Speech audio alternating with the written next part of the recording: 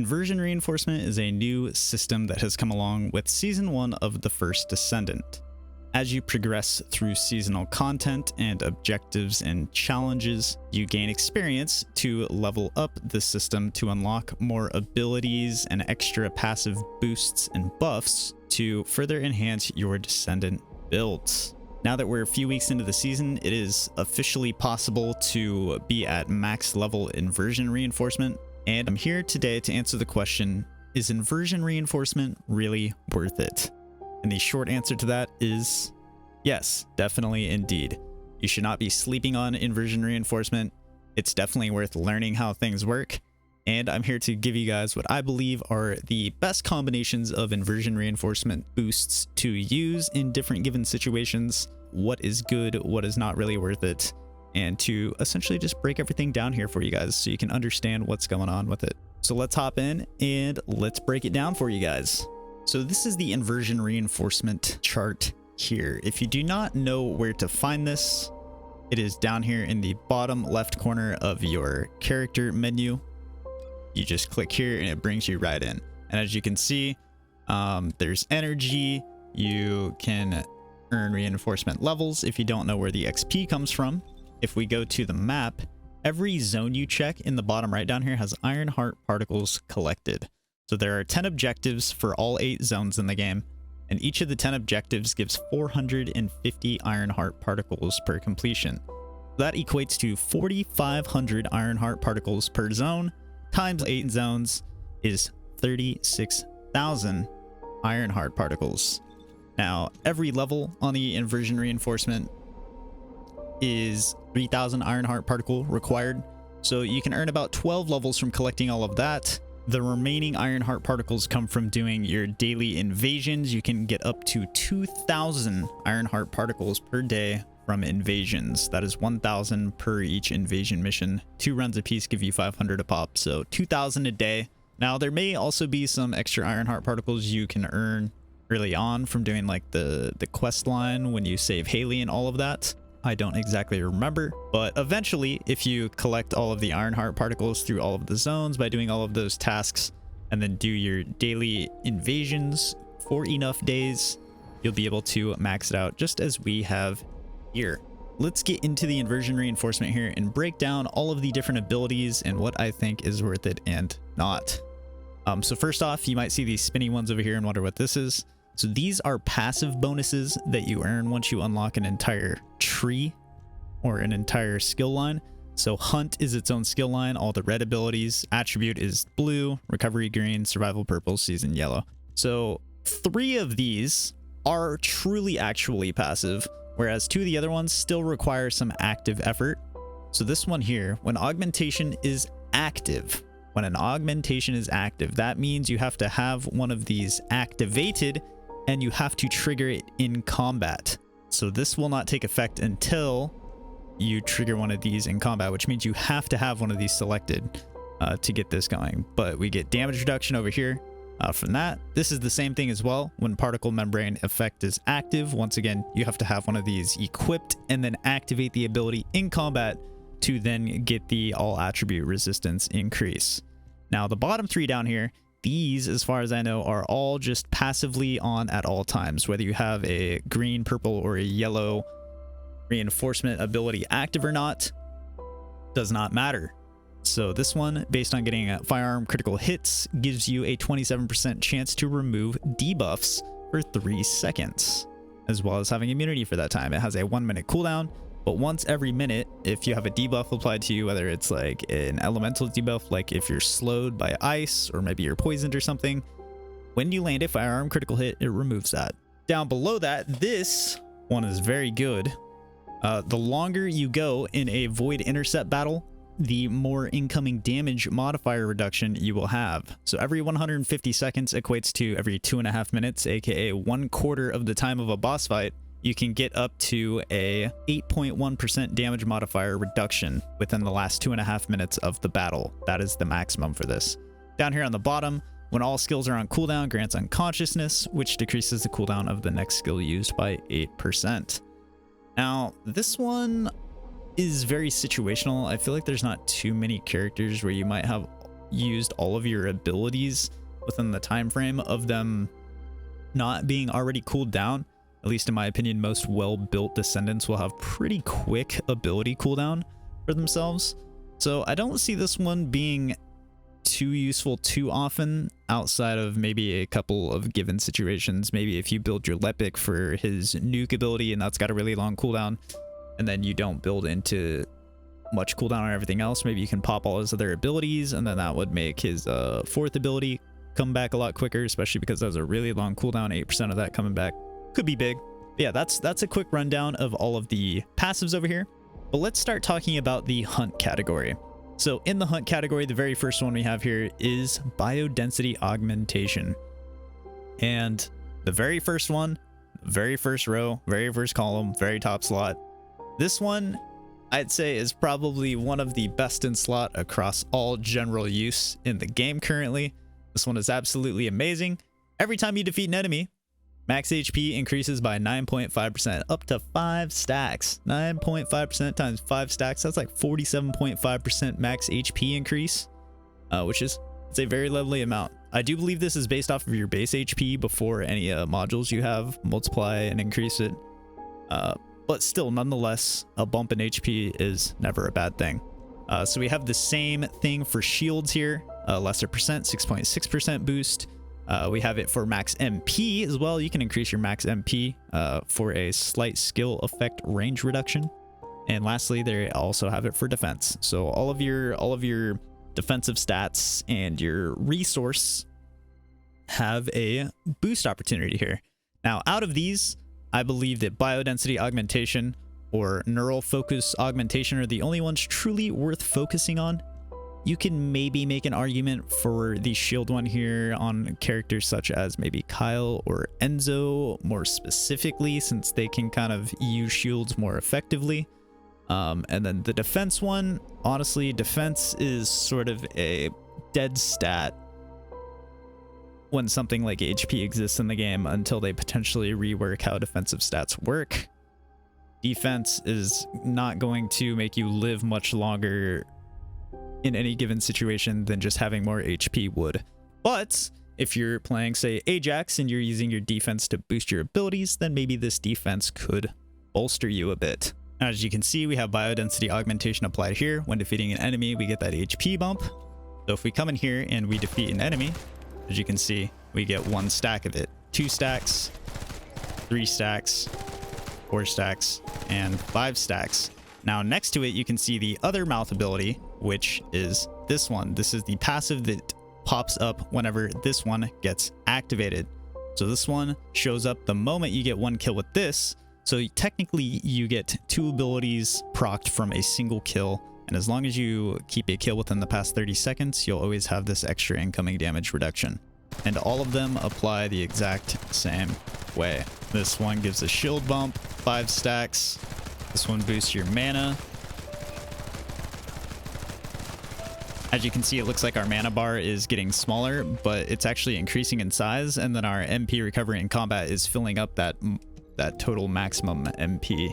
As you can see down here, our MP is 207. But if we remove this, our MP is down to 161. So quite a significant bump. 50 MP is quite a lot when it comes to ability-based characters. And lastly, you have the defense boost. Same deal here. 5 kills, maxed it out. Defense 4,000. We remove it. Defense 3,200. Next, let's talk about attribute. So each of these attribute ones give an opportunity to give you more resistance to a given element. Now, these I don't see being as useful in general combat, but let's say you're fighting a specific boss and you are feeling very vulnerable to their elemental damage. You can apply one of these, which in most cases, any 4 of these abilities on most normal characters will be applied at some point in the fight. So based on reload here, we can apply this. And if we shoot and reload, as you can see, we get the ability procced there. So the one on cooldown is the resistance itself. The The one on cooldown is the resistance itself, and the one alongside it is the all attribute percentage boost right next to that. So the first one gives you fire resistance for reloads. You can get 2 stacks of this. The next one is on hitting an enemy with a firearm at all. So as you can see, it goes away really quickly, but as long as you keep hitting shots, it will stay applied pretty much full uptime. So if you're shooting a big boss enemy, this one will not drop off. High density toxic based on aiming. So this one, you can just sit here and hold ADS and you have it at all times. So that is honestly a very good one. General use combat. And lastly, this one's based on weak point hits. Body shots, nothing. Headshots, triggered. And if you continue to hit weak points, you can keep the stacks up to 2, and you can continue to refresh them as long as you're hitting your weak points. Next, let's get into recovery. So recovery gets very interesting when we talk about the potential abilities in here. So the first ability, it is a little bit of a mouthful when you try and understand what it is saying here at first, but I will simplify things and show you guys an example of how this works. And honestly, this is a very, very strong ability is here. Don't sleep on this one. It doesn't sound that great, but just wait and see what it does, and it's insane. So if hit while at 10% HP or less and do not die, grants inverted defibrillation. And inverted defibrillation consumes all MP to recover HP proportionally to the amount of MP consumed. When the effect is triggered, guarantees HP recovery of between 20% and 50%. So essentially, if you are under 10% HP and take another hit that is not fatal, this would be especially good on Lepic because he can literally go to 0 HP and be invincible. This instantly consumes all your MP. However, it does keep you alive. So in a solo environment, when you can't be revived, or if your life is on the line and if you die, it resets, say, a boss fight, like in an invasion or something. This is like a second chance. And this has a 15-second cooldown. That means as long as you recover MP within 15 seconds of that, you're always guaranteed at least a 20% HP boost at the cost of your mana every single time you get this. So if you run this with like an MP collector build, every time you get a kill, if you're getting mana back, you'll always have a second chance essentially from dying. Next up, we have selective neurostimulation, which this one is just essentially every 60 seconds, you have a chance to get one of these boosts. Grants one of the following 3 effects every 60 seconds. Mental stimulation is a 60% chance to give 13% of your max MP back. Highly focused is a 30% chance to give 23% back. And the last one is a 10% chance, but can give you up to 30% MP back and HP back as well. So this is just kind of a dice roll. Every 60 seconds that pass during combat or just when you're out in the field in general has a chance to give you back some MP. The lower the chance, the higher MP you can get back. You can't decide which one of these gives. That's why they're all random. And if you do get the rare chance one to pop, you get the most MP and a little bit of free HP back as well, just for no effort. So if you want something that you don't have to think about, you can kind of just turn your brain off, not worry about affecting your gameplay at all, like this where it takes your mana away. This is a good passive to have on here. Just chances to get free chunks of MP and HP is never a bad deal. So this one here, when using the grappling hook, grants recovery maneuver, which recovers your shield by 2.5% of max shield every 0.1 seconds. So if you grapple for up to 1 second, you get 25% of your shield back, which isn't too bad. Unfortunately, shields are not the strongest things in the world, but if you're in a pinch, if you're low HP and do have no shield, maybe grappling could get you a little bit of shield back that can take some hits while you're trying to get yourself to a HP cube to collect it. And then lastly, this is once again probably another very strong one for cooperative play. When an ally is nearby, grants Archaea Simulation every 0.5 seconds. Archaea Simulation lasts for 2 seconds and recovers HP by 14% of max HP upon reaching max stacks, 10 stacks. As long as you're next to an ally for 5 seconds, you will get a burst of 14% of your max HP every 10 seconds.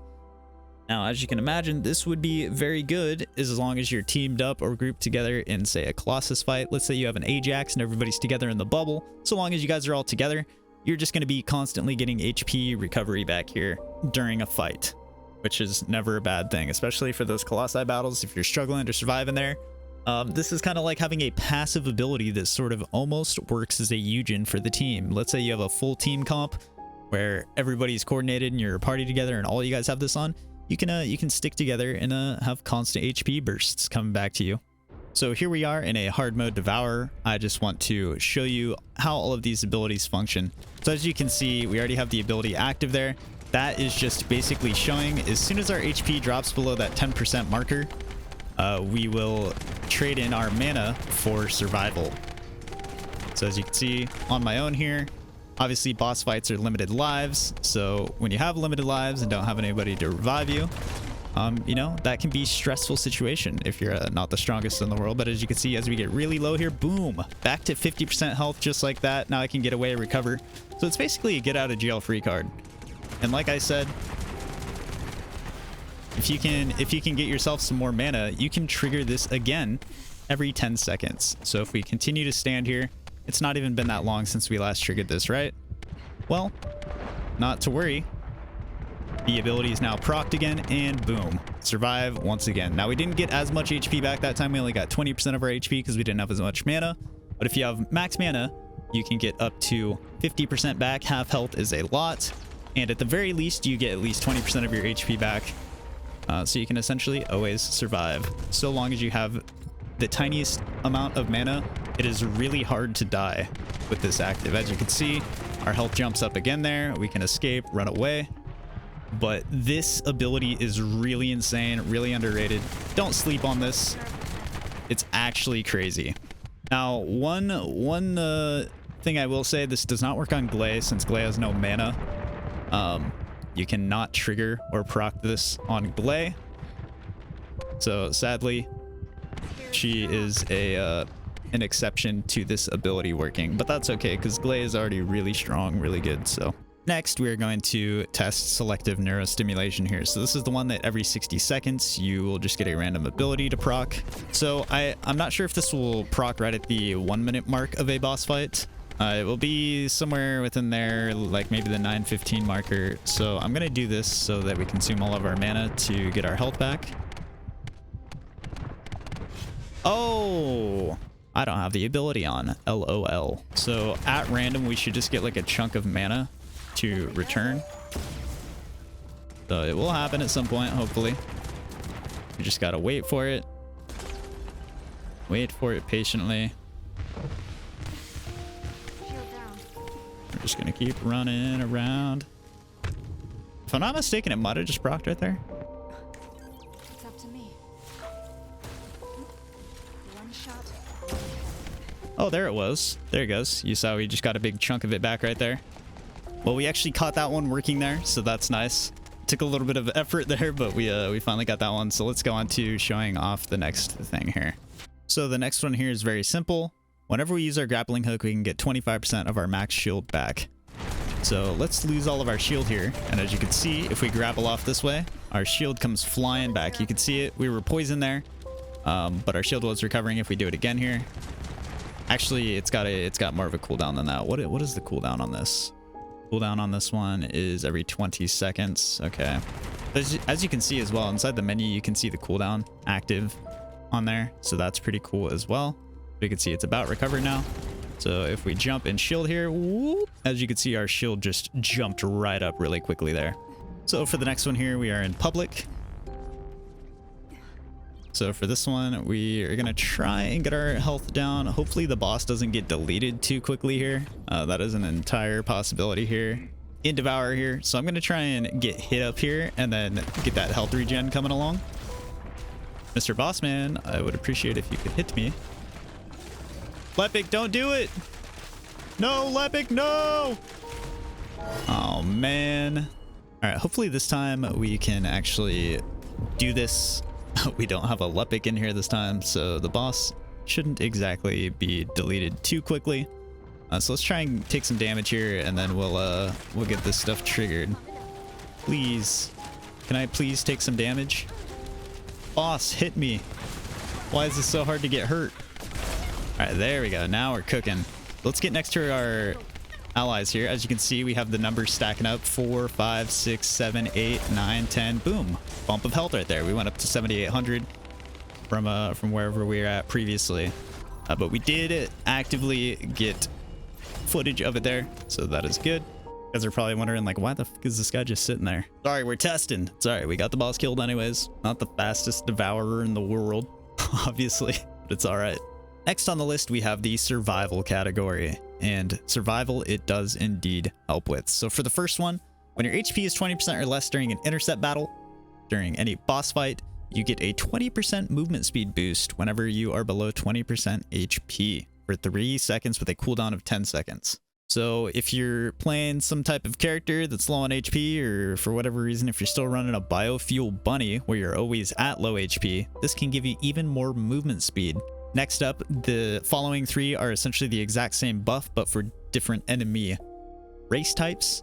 So for the first one here, we have the Legion of Immortality. Next, we have Order of Truth. And lastly, we have Legion of Darkness. But essentially, each one of these, depending on the respective enemy type you're fighting, gives you a 15% damage reduction for 5 seconds with a 15-second cooldown when attacking that enemy type. So basically, just by shooting your gun at them and hitting them, you will instantly proc 15% damage reduction. These are best used in invasions. If you're struggling with survival in there, match this to the enemy type that you are battling. If you look at the tooltip on invasions, it tells you exactly what the enemy type is that you're fighting. I don't have any invasions left today, or I would show you. Yeah, so if you're doing Legion of Immortality, throw this on. Order of Truth, Legion of Darkness, so on and so forth. And this will work wonders with giving you more resistance whenever you really need it in those invasions.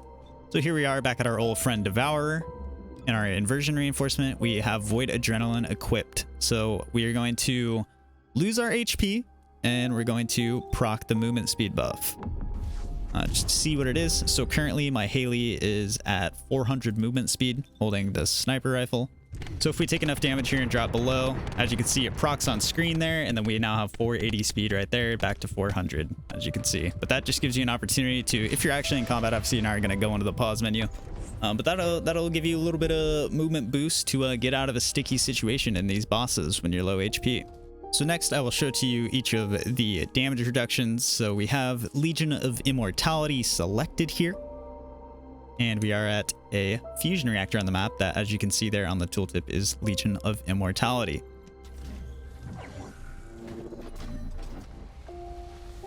So if we spawn this guy and we attack him here, we should be able to see the buff pop up.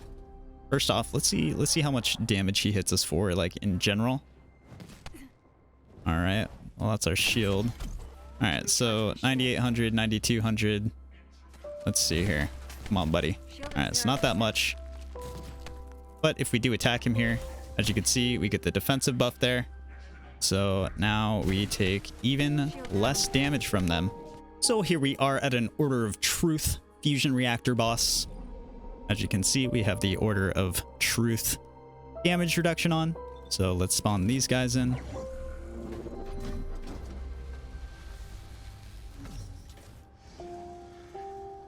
And as you can see, as soon as we open fire and attack, we get that defensive buff. The footstep one I'm getting is Brisk Walk as well. That's from my gun as well. But both of them are 5-second boosts. So as you can see, they last that much amount of time right there.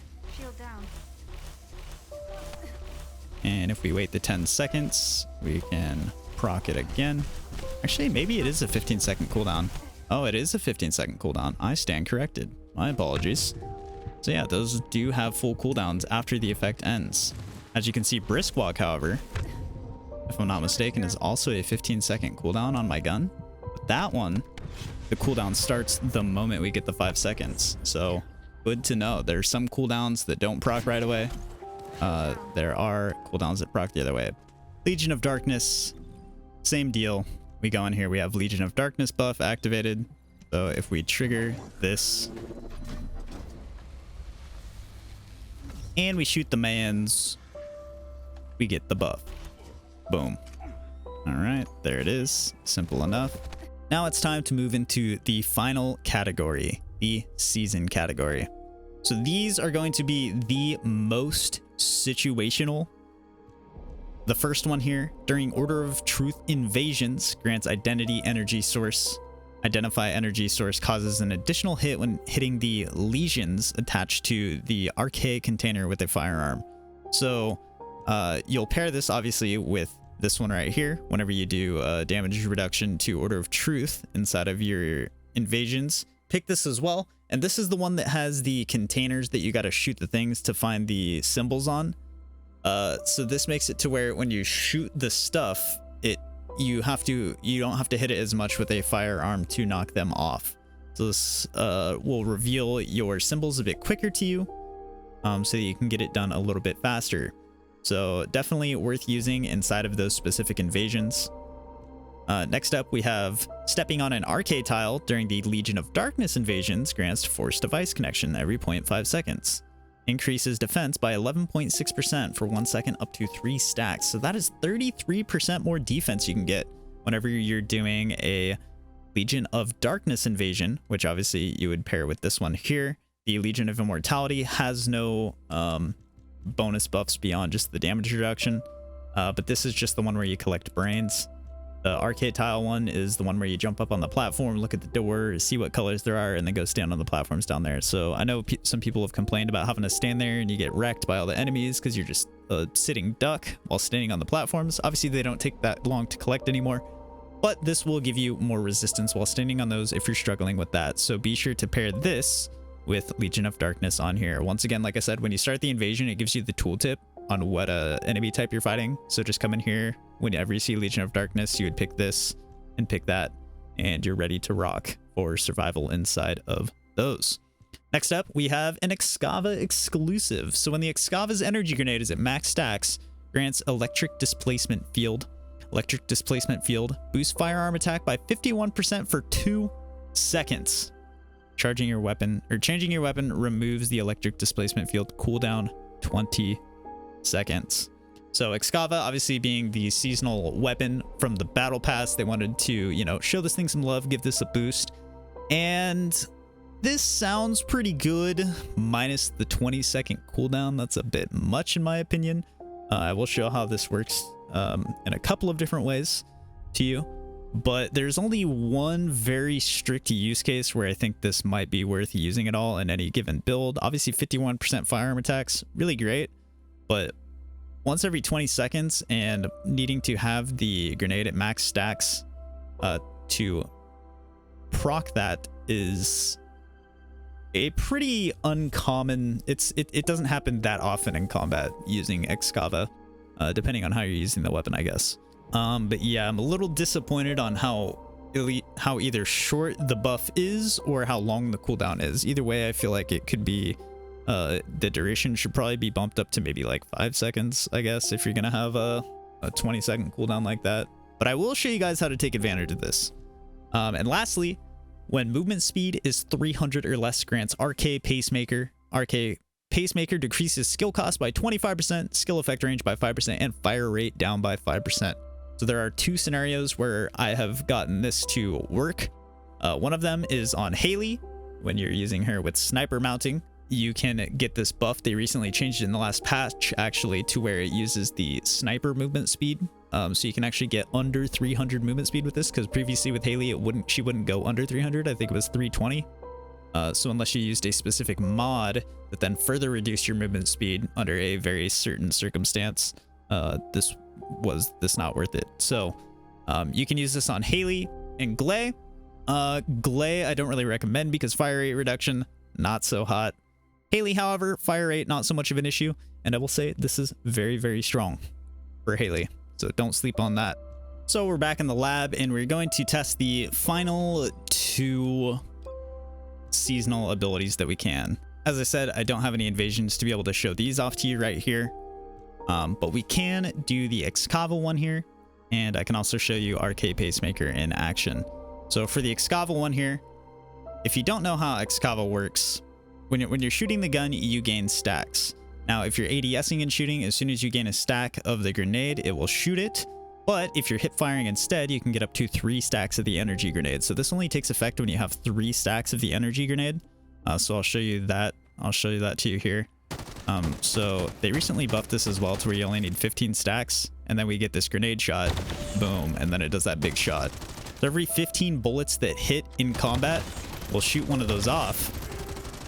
However, if you hip fire, As you can see, now we have 2 stacks and 3 stacks of that. And you can see the buff pop up there. The little weapon popped up that went around. Those are the 2 seconds of 51% damage buff. So as you can see, a very small window of time to be able to use that. However, if we hop over to Glay here, Glay has some very special synergy with this gun. So we still have this on here. Now, Glay works just as you'd expect on here as well. If you're shooting while ADSing, it will shoot 1 grenade at a time. If you continue to shoot with her, we can pop her invincibility and you can actually stack your grenades a lot faster here and then shoot them off and then keep shooting to stack more up. 3 stack, shoot him again.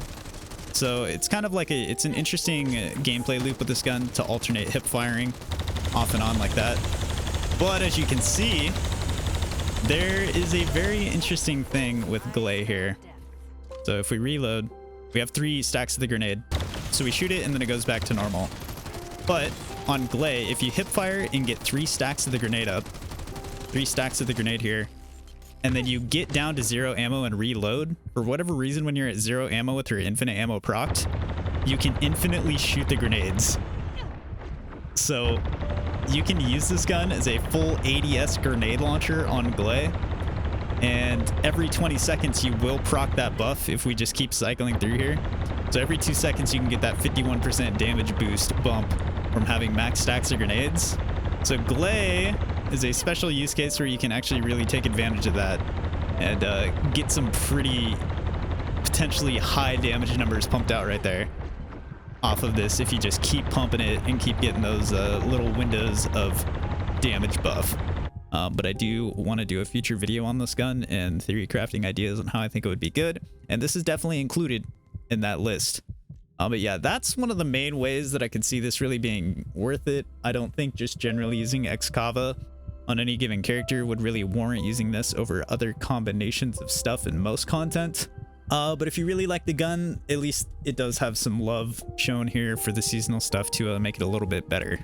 Now, lastly, we have RK Pacemaker. So as I said, the characters I've managed to make this work on are Glay and Haley. So I can show it to you in action here. So if you have a rocket launcher on Glay, you have 400 movement speed by default. And I think this just goes for any heavy weapons. I think the sniper is the same. But when you proc her, when I use this ability, it uses about 1000 HP. But as you can see now, we have the little footstep buff. That's the middle icon on the left side there. After this drops off, that goes away again. And that's because when we proc this, our movement speed drops down to 200. So we reduce below that 300 movement speed threshold. And when I proc this here, as long as I keep re-procking my ammo usage below this, it will be even cheaper to cast compared to when it falls off. The only downside for Glay is, like I said, it makes our fire rate slower, which is going to be a big hit to damage, especially with rocket Glay and other sorts. So with Glay, it's not so great. It does work. So if you want her ability to be a bit cheaper to cast, uses less of her HP, that is a nice way to reduce that, but the fire rate trade-off, unfortunately, is not worth it. This is one of the few ones they didn't remove the debuffs off of. They got rid of all the negative effects on a lot of these other ones, but this is the one they kept, and I think it would be a little strong for Glay without that, so fair enough, I suppose. But if we hop back to Haley, we still have the same ability on here, and for Haley, it works a little bit differently here. So as you can see, Haley's current movement speed is 400 with this. And when you trigger this ability, it's kind of like Bunny's sprint ability, but for Haley. So as you can see, our movement speed reduces here as the stacks go higher. So when we're at 16 full stacks of this, our movement speed is at 240, which is in that threshold range of the pacemaker, which decreases our skill cost. And when our skill cost is decreased, as you can see, I have full uptime running on Haley's ability here, but I'm actually gaining mana back because it reduces the cost of her mana consumption for this ability to be so cheap to the point where we actually get mana back while it's running versus it taking it away. As you can see here on low stacks, obviously our mana is going down, but as soon as we hit that 10 stack mark, it starts to fight its way back up and we actually gain mana back. So you can make Haley very powerful, very efficiently, and create a basically endless gameplay loop on Haley using this RK Pacemaker. So definitely don't sleep on this for any Haley enjoyers out there. This is a must-have inversion reinforcement boost on at all times for Haley if you really want to get the most out of her during this season. Now, let me give you guys a final couple of recommendations for how to use all 20 abilities you have available to yourself here in synergistic combinations depending on the content you're doing. So for the first one, you always want Hunt on. Always want one of the hunts on. I jump between either biodensity augmentation or neural focus augmentation depending on the character I'm using. But the max HP and the max MP ones, I think you absolutely should have one of these on at all times no matter what, just to especially get the incoming damage modifier reduction as well. Now for attribute, I probably wouldn't use these anywhere outside of a Colossi battle. In a given boss scenario, I probably would actually slot this as my second one, depending on the boss you're fighting. So let's say we were fighting, you know, Gluttony, throw chill resist on, and then you get attribute resistance whenever you're hitting an enemy with a firearm in there. So with more HP, more of that, great survivability. And then if we're doing a boss fight, I would probably either pair this with the recovery one here. When you're under 10% HP, you get that life-saving boost that consumes your mana. If you do not want to consume your mana and you're doing a team-oriented Colossus fight, I would suggest using RK Assimilation over here. So this would be like a Frost boss loadout I would use here. If you're not worried about attribute resistance, you could also optionally toss this one on down here to get the movement speed bump when you're low HP in a boss fight. But ideally, you really don't want to spend too much time at low HP in a boss fight. And since the movement speed buff's only 3 seconds, it's not the craziest thing in the world. So unless maybe on Glay when you're like low HP, this could be nice to have more movement speed like that. Now let's talk general mobbing. So for general mobbing, same thing applies. Biodensity or neural focus. Pick your poison, whether you want more MP or HP. Slap one of those on. Skip attribute. Attribute I feel is more of a boss focused type category. Plus there's other beneficial things to use in mobbing instead. So once again, I would either go with this, or if you want to have a brain off one where you don't have to worry about potentially losing all your MP, go selective neurostimulation, or optionally RK Assimilation. However, I do recommend one of those three at the very least as your second one. Like I said, I really like this one. This one is really good. Don't let the MP consumption scare you away from this. It's not that hard to get MP back in mobbing-based environments. Now, lastly, you could either throw one of the survival ones on. Any of these could be good. Like I said, if you're in an invasion and this matches the type of invasion, I always activate one of these for invasion fights. It just gives you that much more cushion of survivability in there. So yeah, 10 out of 10 recommend these for that. Or if you know what type of enemy you're fighting and a hard infiltration op, go for that. Now these down here, these get a little bit more specialized. So if you're an Excava enjoyer or wanting to take advantage of Excava on Galay, then you could use that one here. Or lastly, if you're running Haley, namely RK Pacemaker, absolute must have best in slot inversion reinforcement slot right there for Haley. So don't sleep on that. Don't sleep on inversion reinforcement in general. Inversion reinforcement is super, super good. And yeah, I wanted to make this video to kind of break it all down here for you guys. Now that I think only within the last couple of days or so, it's possible to have everything maxed out on inversion reinforcement like this. If you've been doing your daily invasions every day since like the very start, I think I've only maybe missed like four or five invasion completions at this point, just because I was too lazy to do them one day. As a season 1 showing, this is a pretty solid lineup. After they did the reworks, I wasn't too much of a fan of this with all the negative debuffs they had on here. But now that they reassessed it, buffed it up some more, got rid of all the negative effects, inversion reinforcement is essential to use in season 1 of the first Descendant. Don't be intimidated by this. Make sure to use it. It's really, really good. I think that about wraps things up for us here today, ladies and gentlemen. I wanted to make this video talking about inversion reinforcement. It's been a few weeks. I'm sure there might be some other videos out there.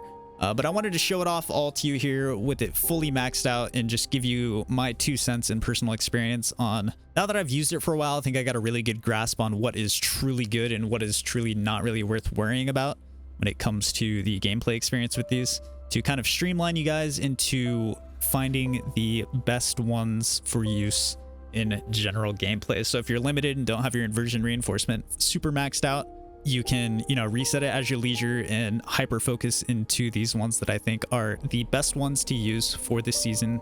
But I hope you guys did enjoy this video today.